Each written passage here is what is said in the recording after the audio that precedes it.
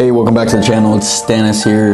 I'm currently 23 years old. Back when I was 18, I wish I had these tips. So today I'm going to be talking about some tips that will help you out if you just recently turned 18 or you're going to turn 18. First thing you want to do is get a car license. If you don't have a car license and you have not started this process for getting a driver's license, then it's time to start now. The whole process can take between 2 to 6 months, so it's important to get the ball rolling earlier than later, especially when dealing with the DMV. DMV can be quite slow and troublesome, so plan ahead if you can. Getting your driver's license, even if you don't have a car, is still beneficial because it removes the obstacle down the road that is bound to be dealt with eventually, so dealing with it earlier will help you save time in the future. Keep in mind, insurance companies keep their prices higher for newer drivers than older drivers due to the lack of experience. So by getting your license earlier, even if you're not able to drive yet, you'll be able to save yourself money even if you don't necessarily have your own car yet. Being able to drive a car will also allow you to be more flexible when it comes to traveling around your area and going to new places, but you'll also be able to choose a job that might be further away that will compensate you more for your time than a job that is close by to you. For some reason, people procrastinate on getting a car license earlier on. It could just be to them not having money or option to a vehicle, but there's also ways that you could just borrow a vehicle. Usually you could go to a driving school and ask to borrow their car. You probably have to pay more for it, but once you actually get the license, you no longer have to worry about it. It's one less thing you have to worry about when you start doing more adult stuff. If you do happen to live in a city where transportation through vehicle isn't necessarily the primary means, then I would still suggest getting a driver's license, because unless you plan on staying in that state or that city like indefinitely, then you're gonna need a driver's license eventually. Especially if you travel and you want to like maybe rent a car or something, you're gonna need a valid driver's license. They're not gonna let some person just drive around without a driver's license. Second thing I want to talk about is once you turn 18, you want to get yourself a credit card. Quick disclaimer. If you get a credit card, you should use it as a debit card. To be more clear, I mean you should not spend more money on a credit card than what you actually have in your checkings and savings account. If you fail to treat a credit card as a debit card, then you could potentially see yourself falling down a slippery slope that will cause you to pay credit card companies extra money due to interest. Also, don't get a credit card that has an annual fee for your first card, because you will most likely keep this card forever since it will be the oldest line of credit, which is a factor that affects your credit. Credit unions are pretty good for starting out, especially since they have personalized custom service most of the times, higher interest rates on savings, lower fees, lower loan rates, community focus, and a variety of service offerings and insured deposits. But you don't necessarily have to get your first credit card from a credit union. You just want to get one that hopefully has some points and benefits to it, but main thing is you don't want to have any type of a service fee connected to it. If you're able to use a credit card like a debit card, then getting a credit card early on will help you establish your credit. You can begin working on it by making everyday purchases on it. Beginning to build a good credit score will allow you to eventually receive favorable rates when purchasing larger items such as houses and cars and personal loans. Credit cards also offer some consumer protection and perks that might help you save on certain goods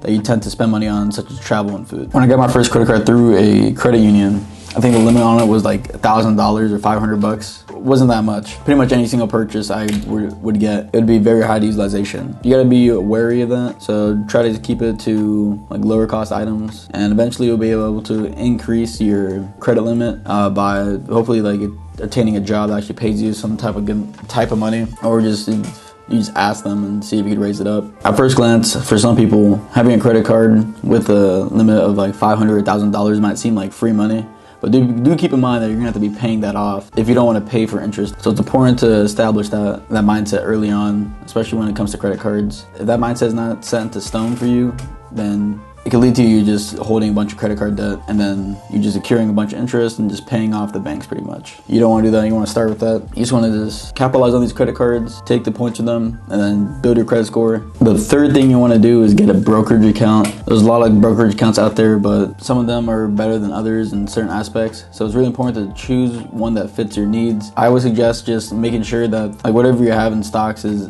FDIC insured, and you want to make sure that you're at least getting commission-free trades. Robinhood actually broke that barrier earlier on, and most of the brokerage accounts actually followed that. Most of them have commission-free trades, but once again, just look over them. There might be some brokerages that appeal to you more than others. Some brokerages that you could always look into are Robinhood, Fidelity, JP Morgan, E-Trade, Webull, Vanguard. Some of them might have more detailed applications for the user, so you want to make sure whichever one you're starting with is a good one to start with. And keep in mind, you don't have to only have one brokerage account. You can have multiple ones, but I would suggest just starting off with one until you build a decent portfolio, and then you could get another brokerage account, because it's also good to have just different accounts and not have all your money just in one account. Also, most of these brokerages offer a sign-up bonus, so make sure to take advantage of that. I do have Robinhood and Webull. They're linked in the description below if you want to support the channel. But like I said, there's also other brokerage accounts. I just don't use them. When you're 18, you also want to establish a high yield savings account. You can use the credit union that you use for your credit card or another bank, but chances are most of them are not going to have a higher interest rate on savings than SoFi, which is 4.6, Citizens, which is 4.50, Citibank 5.5, Discover 4.35. Some of them do have extra requirements, such as you might have to have an actual balance with them. So yeah, most of these online banks do offer a higher interest rate than others, so you want to take a look into that prior to maybe establishing a bank account. You want to find a savings account that has a higher interest rate than ones that are just minimal. Also, of course, make sure the bank is FDIC insured. Next thing I want to talk about is I want you guys to go out there, find yourself a job. It's probably gonna be a really shitty job, but the main thing is you're gonna get paid, you're gonna start seeing the value of money, and you're gonna be able to save it. You're gonna get that feeling of actually being able to do stuff really easily, or relatively easily. Hopefully you don't have to pay too many bills to your parents or anything, that they don't charge you too much, and you can just pocket a bunch of money and you're able to just kind of spend it on whatever you want to spend it on. This is gonna give you a lot more flexibility on things you want to do, and this is open up your mind on how you could actually spend money and where you could take your future. But another important reason why you want to get a really quick job is understand that this job is temporary and you don't want to be working here forever, obviously. You want to further your education, get more skills, and eventually quit that job for a better job that pays you more and then requires less of you, honestly. Because who doesn't want to have a job that pays a lot of money and it doesn't really require you to do that much? I don't know, that's my goal. Obviously, you gotta start somewhere and find that job, get some money, get some experience real quick, and then keep it moving. Another thing that's really important when you just turn 18 and you're generally still really young, you want to start exploring new interests if you haven't already. You're basically starting off brand new, so you should try opportunities, activities, and skills that interest you, even if you do not continue to pursue it. It will add on to your life and it will help you narrow your interest into something you actually desire to chase. Me personally, I wish I would have started doing YouTube earlier on, 18. It doesn't matter if you don't really have the equipment or the money to start doing it. You most likely have a phone. You can just start recording on your phone and edit on your phone and just post something. Even that could be like rock climbing, biking, just doing exercise stuff, sports, or just probably like try coding, fashion design, gaming, like really getting into it. Like I would look online, look at the career path that I try to go down in, and really do really in-depth research of like process of how to actually get there and see where you want to go.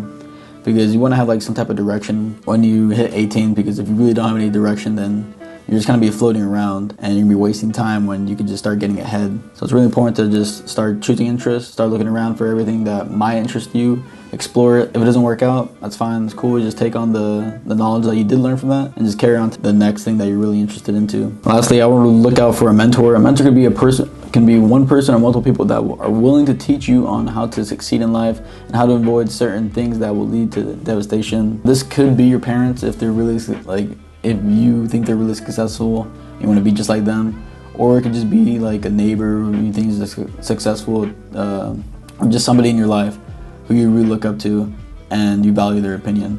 Keep in mind, you want to always get multiple views and not just trust one person. But typically a person who's older than you and has been through life is able to give you some insight on how things work and how you should go about it, and certain things that are just going to lead you down a bad path or a good path. So take multiple opinions, take multiple views from other people that you actually trust and you actually value their opinion, and then just take it in and decipher it and then apply it to your life. Because learning from other people's mistakes is a lot easier than learning from your own mistakes. So let's use our time and energy to progress faster than normal. If you were 18 or younger, or maybe a little bit older, hopefully these tips helped you out. I know I could have used some of these tips when I was a little bit younger, and some of these tips actually happened for me. That's why I'm kind of just passing it on. If you have enjoyed this video, like and subscribe. This has been Stannis. Peace out.